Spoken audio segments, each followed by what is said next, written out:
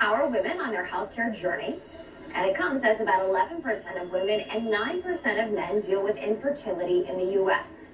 So joining us now to talk about women's health, fertility, and finding new solutions is Kathy Lee Sepsic, founder and CEO of FEMASYS. Kathy, welcome. Thank you. Happy to be here. How is FEMASYS trying to help women in their own fertility journey? So it's been the company's mission from day one to look at more cost affordable options that are innovative, that take areas within the space of women's health that have seen little to no innovation. And so specifically for infertility, we are advancing a solution that is an alternative to intrauterine insemination, which is the oldest approach for assisted reproductive care. And we find that the millions of people that are struggling, whether they be infertile or just be interested in having a child, there's just no options but to move to IVF, which is very expensive and invasive. And so our thoughts were, let's engage that first line option and bring forward a new therapy that women and couples alike could entertain. How exactly does the therapy work for the patient? What's it like? So it is delivered minimally invasively. It leans heavily into catheter-based technology, and we deliver sperm directly to the fallopian tube where conception occurs. This is our handheld device that you can see on the screen, and this sperm is aspirated into the device. The small tip at the end of the device is delivered into the patient. And so very much similar to how an intrauterine device or catheter is inserted.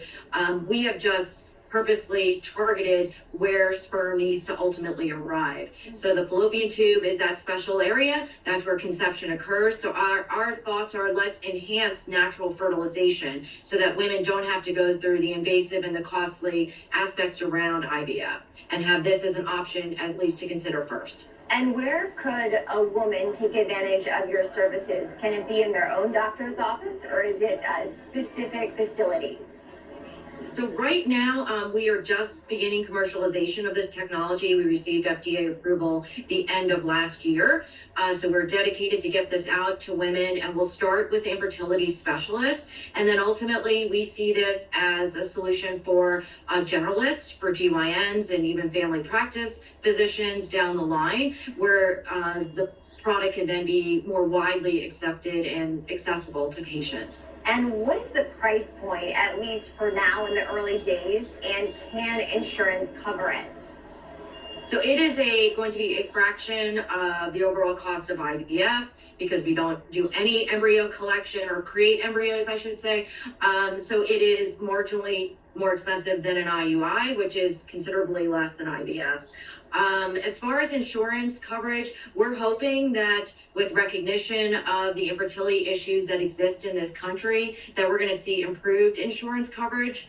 There are some states that cover it, and we would fall under the existing codes, but ultimately a lot of infertility is out of pocket for the patients, unfortunately. So during Women's Health Awareness Week, I'd be curious, Kathy, to know from you, what is most important to help women along their own unique healthcare journeys? I think it's being proactive and really educating yourself, understanding what your options are, and understanding what you're willing to go through in your journey. It's your specific journey, and to not be afraid to speak of it. I think in light of everything that's happening in women's health, I'm encouraged to see the one silver lining is women being more proactive and comfortable about speaking of their journey, because they're not alone. There are others out there running the same journey. And then companies like myself, we're dedicated to this. I founded FEMASYS 20 years ago, and we're bringing this mission to life right now. And we're here to help. So I see that your company is also working on a permanent birth control option. What can you tell me about that?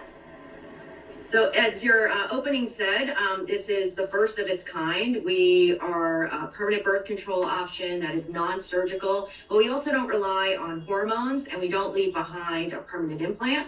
So this is very different than the approaches that have come in the past, and we're trying to bring an option to women so that they can walk in their office, have an accessible option, and walk out the door and hopefully enjoy the permanent birth control aspects that relieve them of having to worry about contraception. So that is the goal. We leave her with her own tissue ingrowth as the ultimate result. So it's the safest approach, and our safety data is amazing. We're working through our final phase now from a clinical trial perspective, and we're recruiting patients at select centers across the country. We're really dedicated to continuing this work and bringing this option to women, particularly post-adopt decision. Are there any side effects to this? We've seen minimal. Most of it is very transient at the first day of the procedure. So anytime you go into the patient, into the uterine cavity, you might have some cramping, a little bit of spotting. That's to be expected. We have 5-year follow-up data on our earlier trials, and we don't see any additional concerns, no serious adverse events. And that's pretty unique in an area where we've seen other issues, safety concerns around other technologies. And this is to be an alternative to the only option that's available for women today, which is surgery. So we've seen multiple states, especially in the South, pass abortion restrictions. Alabama even moving to ban IVF treatment. Of course, your therapy, you're saying, and treatment would be different than IVF. But what is your stance and what is your message to women during Women's Health Awareness Week as abortion and reproductive rights collectively for women does become more of a politicized issue?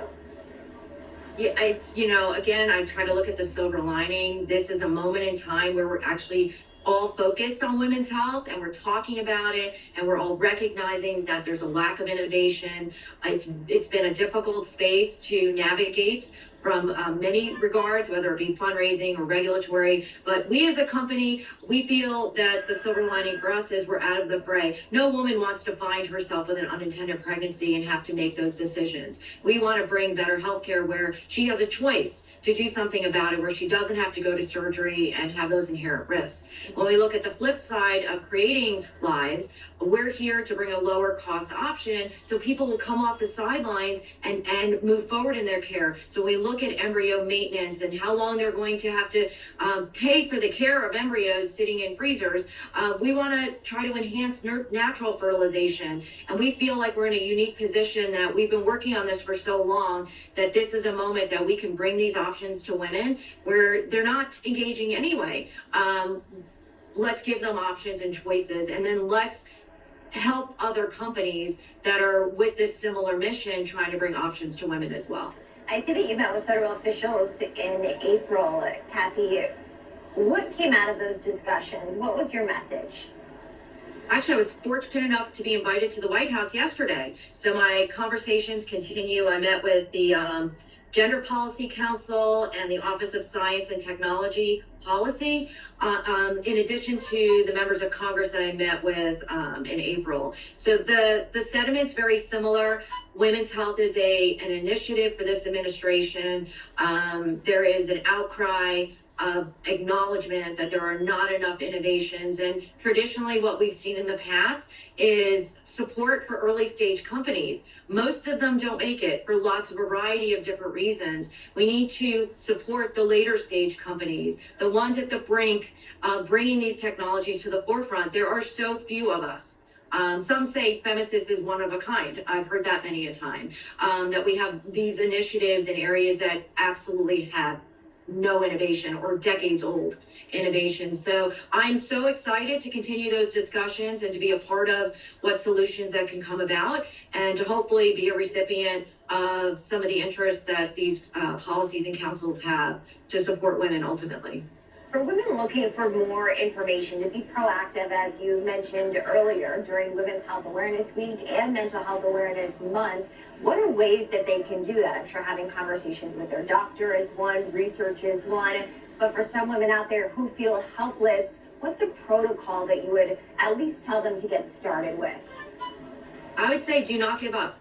It's a frustrating run. I talk to women all the time, and it continues to motivate me as I continue this journey to bring these options forward. Women are frustrated. They're being denied care. There's just challenges around dealing with basic healthcare needs. Don't give up. You are your own advocate. It is your body. It is your life.